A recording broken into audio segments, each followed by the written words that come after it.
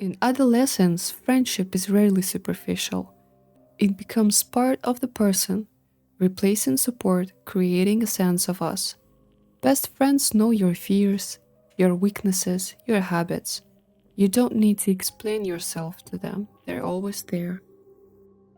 Skylar Neese's story begins with just such a friendship. It's not built on conflict or a sudden change. On the contrary, it begins with a strong emotional connection, a feeling of absolute intimacy where the boundaries between people almost blur.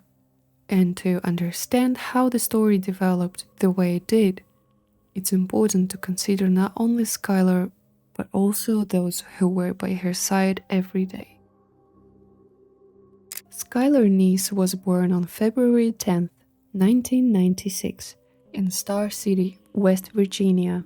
An only child, she grew up with a close emotional bond with her parents. Skylar's home was always filled with involvement, conversations, attention, and interest in her life.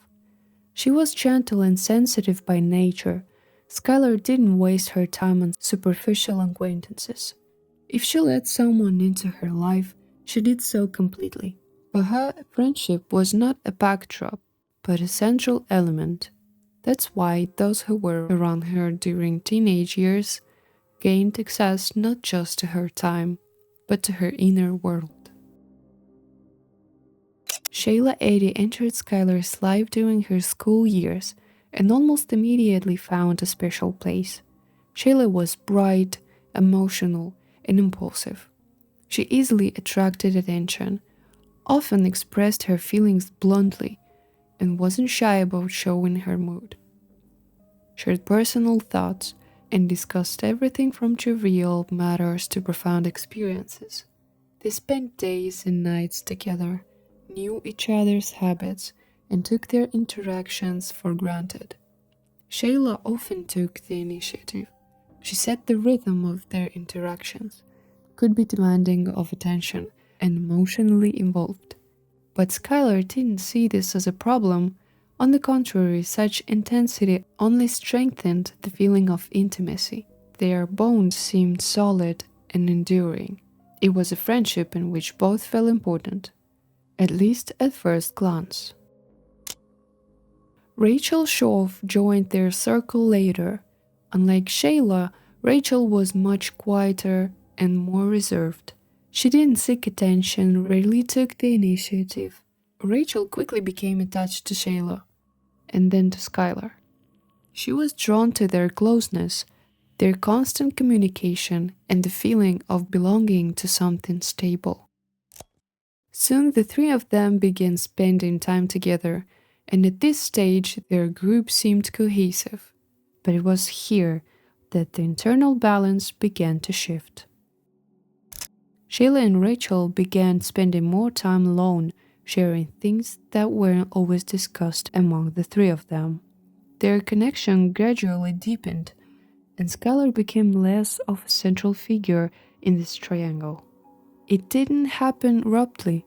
There were no arguments, ultimatums, or loud words. It was a shift, slow and almost imperceptible. By the spring and early summer of 2012, Skylar increasingly felt her place in this friendship was shifting. Shayla and Rachel increasingly communicated with each other, leaving Skylar in the background. This wasn't manifested in one drastic action, but in constant small details. Text messages without her, jokes she didn't understand, plans she was the last to know about. This was especially painful on social media. Shayla and Rachel began posting photos together more and more often without Skylar, with captions about the best night, the most important person by my side, and true understanding. These posts weren't directly offensive, but for Skylar, they were a clear signal. She was no longer the center of their world. Skylar continued to like, comment, and try to maintain contact. Her own posts and correspondence began to reveal troubling undernotes. She wrote about feeling unwanted, about the pain of losing loved ones, and about not understanding why everything had changed. However, she didn't make a scene openly. She dealt with it internally, trying not to completely destroy the bond. This friendship was still important to her, perhaps too important. Over time, Skylar began to realize that there was more going on between Shayla and Rachel than just friendship. Their closeness was no longer casual or situational. They spent almost all their time together, becoming increasingly private and clearly trying to keep their relationship private. According to text messages and testimony, Shayla and Rachel had developed an emotional and romantic connection that they didn't want others to know about. This connection was hidden, but for Skylar it was obvious. She observed changes in their behavior, their tone of voice, and the way they reacted to each other. This was a painful blow for Skylar. Over time, her resentment began to build. Skylar was upset not only by the fact that they had become close, but also by the fact that Shayla and Rachel acted as if her feelings didn't matter. This left her feeling angry, unfair, and wanted to be heard. During this period, Skylar began to say that she might tell others about what was going on between Shayla and Rachel. For her, this wasn't an attempt at revenge, but a reaction to the pain and feeling of being deliberately excluded from their world without explanation. It was this moment that became critical. The idea that their relationship might become public heightened the tension. What had previously been hidden and controlled began to feel vulnerable. Skylar was no longer just a third wheel. She was becoming someone who knew too much and could destroy the delicate balance built between Shayla and Rachel. From that moment on, their relationship ceased to be simply a complicated teenage friendship. They became a source of hidden conflict, one that continued to develop silently until the night Skylar agreed to meet, unaware of how dangerous it would become. The night of July 6, 2012 began without a sense of danger for Skylar. Towards midnight, she received a text message inviting her to meet. It seemed like an opportunity to talk, renew lost intimacy, and finally clear up everything that had accumulated over the past weeks. Around 12:30 a.m., Skylar left the house through the window, trying not to wake her parents. This method of living was familiar to her. She had encountered similar encounters with friends before and hadn't caused alarm. Security cameras captured her walking down the street and getting into a car, where Shayla and Rachel were already waiting. The car drove off into the night. Skylar left no message about her destination. She felt no need to explain. The people she trusted most were nearby. The trip took a considerable amount of time. The girls left the city and headed beyond its borders. Skylar's phone no longer responded. This was the last confirmed information about where she was and with whom. The morning of July 6th began like any other at the Neese house. There was no sign of trouble, no noise, screams, or sudden events. Skylar's parents woke up expecting to see their daughter home, as they always did. When it was time to check if she was awake, Mary Neese entered Skylar's room, and it was then that something seemed wrong. The bed was untouched. It looked as if it hadn't been slept in at all. The blanket lay flat, the pillow unrumpled. This didn't match Skylar's usual sleeping habits. The parents began to look around more carefully. Some of her belongings were missing from the room: shoes, clothes, and a bag. The window was slightly open, which immediately raised alarm. Skylar never left the house like that without warning. At first, they tried to explain it logically. Perhaps she went to see a friend early in the morning, perhaps she'd be back in a couple of hours. But the more details came together, the less convincing these explanations seemed. The parents began checking the house. Skylar was nowhere to be found. Only then did they try to contact their daughter. Her phone was dead. This finally shattered any remaining doubts. Skylar hadn't just left, she'd vanished. Calls began pouring in, to acquaintances, friends, and classmates. No one knew where she was, no one had seen her that morning, and couldn't say who might be with her. Anxiety gave way to fear. By this point, the parents realized the situation was beyond the scope of a typical teenage outing. Skylar hadn't warned them, hadn't left notes, and hadn't behaved like this before. By midday, it was clear they couldn't wait any longer. The parents contacted the police and officially reported their daughter missing. That morning marked the point at which their lives were divided into before and after. After contacting the police, Neese's house became increasingly quiet. Phone calls, questions, attempts to reconstruct Skylar's final hours, everything happened almost simultaneously. The parents were asked the same questions over and over again. When was she last seen? Who did she interact with? Were there any conflicts? Did they notice anything unusual? Gradually, a picture began to emerge around one detail. The last confirmed moment Skylar was home was night, and it quickly became clear that she hadn't left on her own during the day. She had vanished at night. After Skylar's missing person report was filed, attention almost immediately focused on her immediate circle. This happened naturally, not out of suspicion, but because they knew the most about her life. Shayla and Rachel remained close. They didn't disappear, they didn't withdraw, they didn't try to distance themselves from what was happening.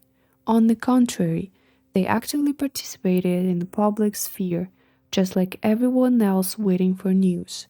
Shayla posted emotional messages on social media. She wrote that she missed Skylar, that she couldn't understand how she could disappear, and that she was waiting for her return. These posts seemed sincere and anxious. She responded to comments, participated in discussions, and maintained contact with others in Skylar's circle. Rachel was quieter, but she also remained involved. She expressed concern, shared posts about the missing person, and remained close to Shayla.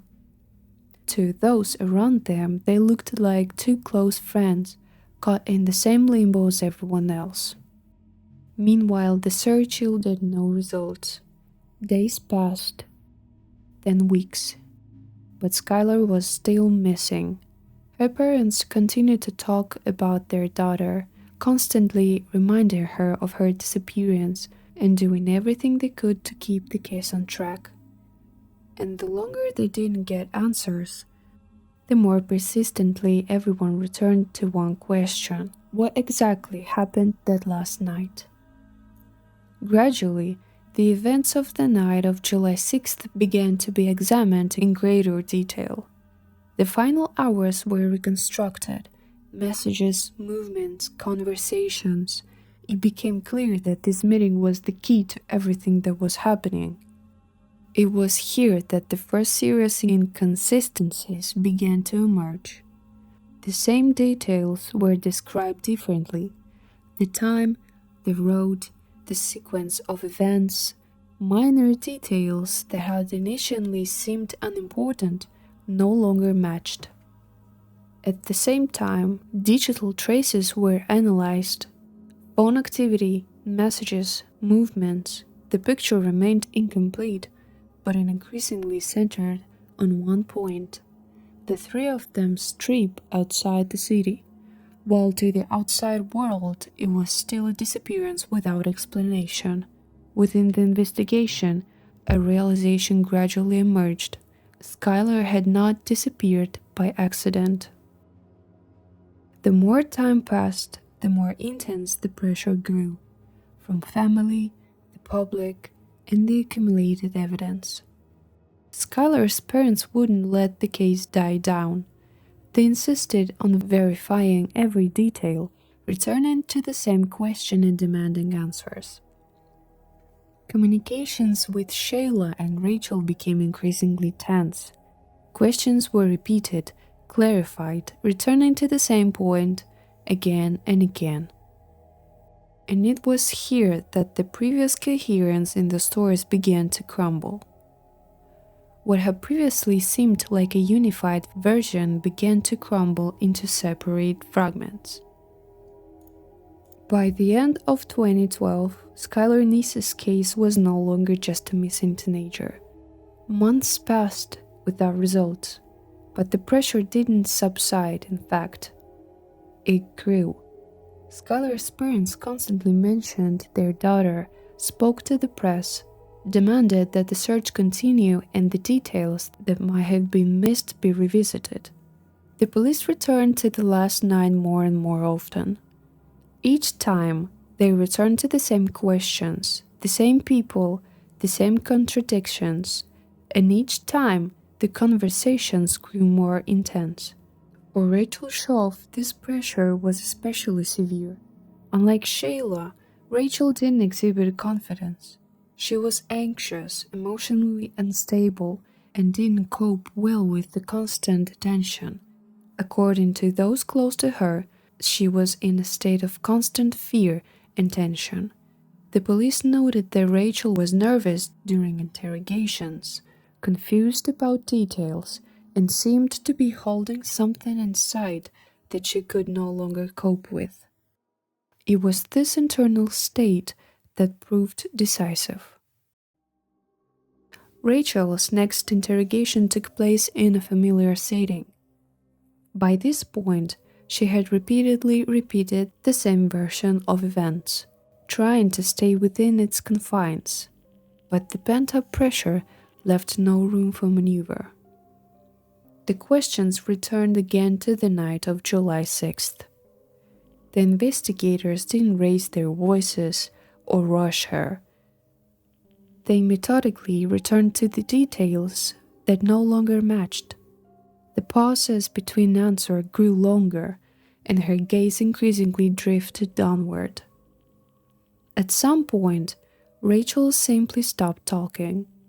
After a prolonged silence, she made it clear that the previous version could no longer be maintained. According to investigators, at that moment she effectively admitted that Skylar's disappearance was not accidental, and that she herself was involved in what happened. The gist of her words boiled down to one thing: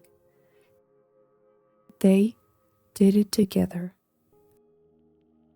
It was after this that Rachel agreed to recount the events of that night in detail and point out the location where Skylar's body was found. This was the moment when the disappearance ceased to be a mystery and definitively became a murder case. After Rachel gave a statement and pointed out the location, police drove to a wooded area in Pennsylvania. It was there that Skylar Neese's remains were discovered. From that moment on, Skylar's disappearance was no longer a mystery. The truth was fully established. Rachel Schaaf told investigators she and another classmate who was 16 lured Skylar out of her bedroom that night and into their car. She said they then drove her here to this spot in rural Pennsylvania, about 30 minutes away. And then, just as they planned, the two girls attacked her, stabbing Skylar to death. Rachel Schaaf told investigators they were going to bury Skylar, but when they couldn't, they left her body here on the side of the road and covered it in branches. Through the investigation and confessions, the events of the night of July 6, 2012, were fully established. After Skylar got into the car with Shayla and Rachel, the girls drove out of Morgantown and into a secluded wooded area. The drive didn't seem alarming. They talked, behaved calmly, and Skylar had no idea anything was amiss. When the car stopped, the girls got out and spent some time together in an open area. According to Rachel, the murder had been discussed in advance between her and Shayla, and at that point they acted in concern. Each of them had a knife. At some point, they simultaneously attacked Skylar. Investigators determined that the blows were carried out by both of them, with no attempt to stop or escape. The attack was brief and deliberate. After Skylar ceased to show signs of life, Shayla and Rachel returned to the car and drove away, leaving her body in the woods. They didn't call for help. They didn't try to tell anyone what had happened. And in the following months, continued to live their lives as usual, pretending nothing had happened. It was this place, quiet, remote, and forgotten, that became the final point in Skylar's journey. For her parents, the discovery of her remains marked the end of the months of waiting and hope. The search ended, but with it came the realization that their daughter had been murdered by those she considered closest to her. From that moment on, the case finally entered the criminal trial stage. The story of a friendship that had seemed indestructible forever turned into a tragedy. After Rachel's confession became known to investigators and Skylar's body was found, attention shifted entirely to Shayla Eddy. It was at this point that her behavior changed dramatically. While Shayla had previously actively projected the image of a concerned friend, posting messages about how she missed Skylar, how she hoped for her return, and how difficult it was to bear the uncertainty, this image began to crumble. Shayla began posting harsh, aggressive, and provocative posts on social media. Some of them appeared cynical and shocked people who had recently seen her as a close friend of the deceased. She later deleted some of the posts, but they had already spread and been documented. Shayla acted defiantly and displayed irritation rather than remorse. This contrasted sharply with Rachel, who appeared despondent and emotionally broken after her confession. Shayla was soon arrested and taken in for questioning. The girls' behavior during the investigation revealed a stark difference between them.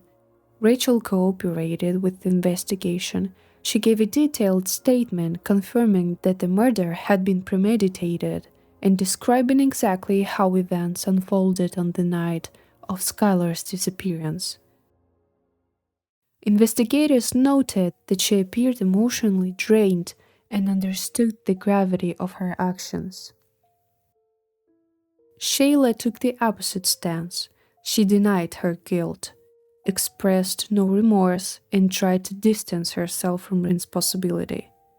Despite Rachel's confession and the evidence gathered, her demeanor was perceived as cold and detached. This difference later played a key role in the trial. The trial of Shayla Eddy and Rachel Schaaf became one of the most high-profile cases in West Virginia. The defendants, aged both were minors at the time of the crime, were particularly noteworthy. The following were presented during the trial: Rachel's confession, digital evidence including movements and correspondence, surveillance camera footage, witness and expert testimony. Rachel formally admitted her guilt and entered into a plea bargain. The court took into account her cooperation, psychological state, and confession. Shayla continued to deny her guilt and refused to accept responsibility for the incident. Rachel Schauf was sentenced to 30 years in prison, with the possibility of parole. This sentence was the result of a plea bargain and her confession. Shayla Eddy was found guilty of premeditated murder and sentenced to life imprisonment without parole. The court particularly noted the cold-blooded nature of the crime and the lack of remorse. Both women received adult sentences despite being teenagers at the time of the murder. After the verdicts were handed down, Skylar Neese's story became widely known beyond her hometown. It was hailed as a tragic example of how destructive hidden conflicts within close relationships can be. Skylar's parents continued to speak publicly about their daughter. For them, this wasn't just a matter of public speaking, it was a way to preserve her memory and remind them that behind the headlines lies a real human life. Skylar Neese's story isn't about a sudden outbreak of violence. It's about a slow process, about repression, resentment, fear of exposure, and decisions made long before the crime itself. Skylar left her house at night, thinking she was going to see her closest loved ones. She trusted them, and it was this trust that became deadly for her.